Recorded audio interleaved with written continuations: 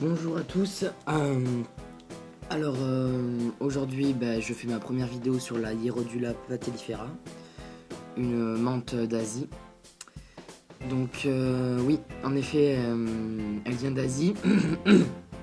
Elle est originaire de Laos et de Chine. Sa taille adulte est environ de 70 mm pour le mâle et 80 mm pour la femelle. Ici, en l'occurrence, c'est un mâle qui a dû faire à peu près 5 mues. Il lui en reste encore à faire 2 mues avant d'atteindre sa taille adulte. Donc la dernière mue s'appelle la mue imaginale. Dans le terrarium que je vais vous montrer, je l'ai mise en extérieur.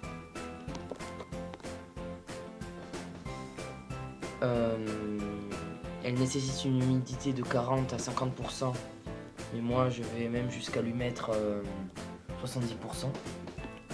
Je l'humidifie tous les soirs, car c'est beaucoup plus facile pour elle de faire sa mue le soir, car sinon elle peut mourir si l'humidité n'est pas assez forte, elle peut rester bloquée dans sa mue.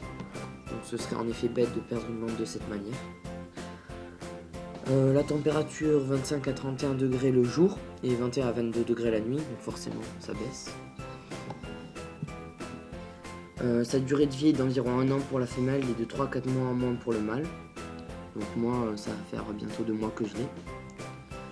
C'est une menthe assez active, je trouve. Bien sûr, il lui faudra des cachettes. Pensez à mettre des plantes. Moi, ce sont de vraies plantes, mais des plantes en plastique feront l'affaire aussi.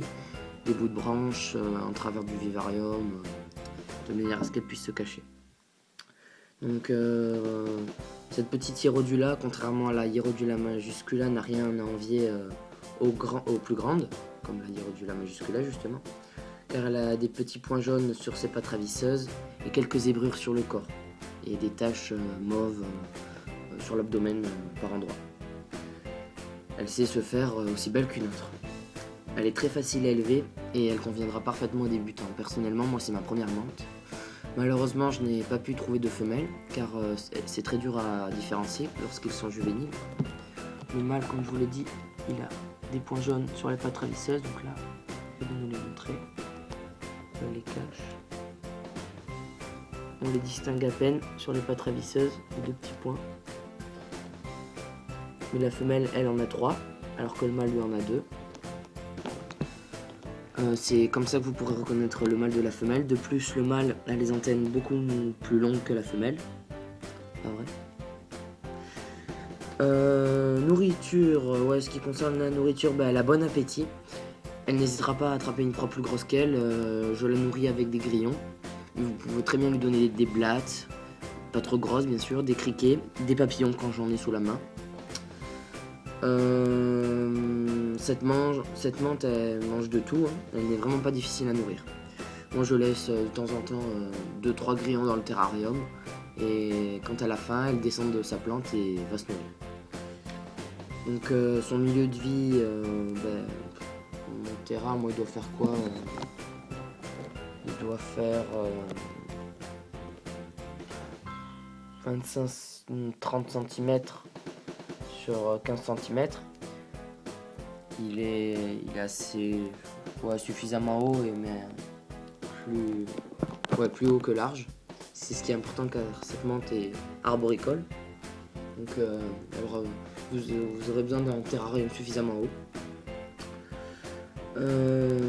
Oui, comme je l'ai dit, mieux vaut plusieurs supports, des cachettes, comme ça elle se mettra mieux à son aise. Elle stresse pas très vite, mais elle reste méfiante, mais elle est assez vive aussi. Donc lors des manipulations, faites gaffe parce qu'elle peut sauter assez facilement. Le mâle a bien sûr des ailes, contrairement à la femelle. Donc le sexage, il faut au moins 3 mois à la femelle pour devenir adulte, et au mieux 15 jours de moins pour le mâle.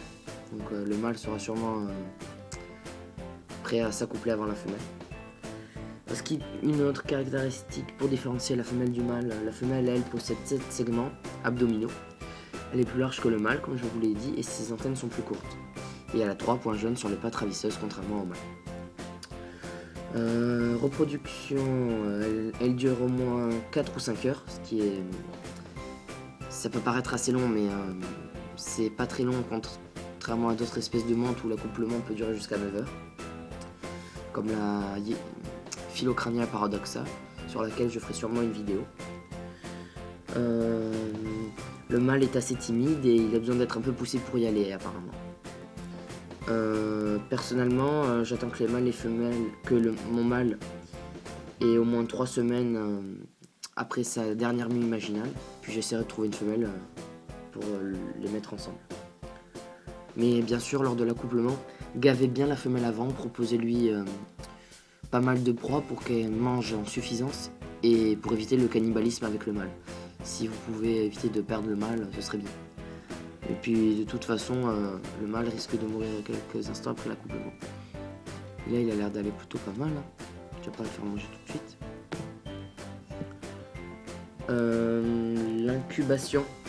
Donc comme la plupart des menthes, l'incubation dure 15 semaines à 3 mois, pardon, selon les conditions climatiques.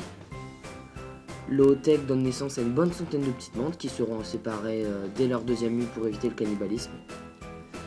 La femelle pond environ une ootech par mois et en fera 7 à 9 dans sa vie, ce qui est vraiment pas mal, voire énorme.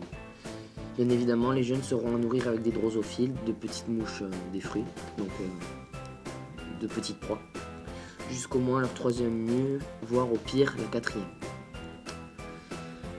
Donc voilà, j'ai fini sur cette vidéo. Sur ce, je pense que je vous ai tout dit sur cette très belle menthe asiatique, qui a de très belles couleurs, pas d'excroissance mais qui est très jolie. Donc je la conseille, elle est très facile, très belle, une bonne menthe pour débuter l'élevage. Et merci à tous, et si vous regardez cette vidéo, j'espère que vous saurez bien élever vos menthes et en profiter pleinement parce que ce sont vraiment des insectes magnifiques. Et bien merci.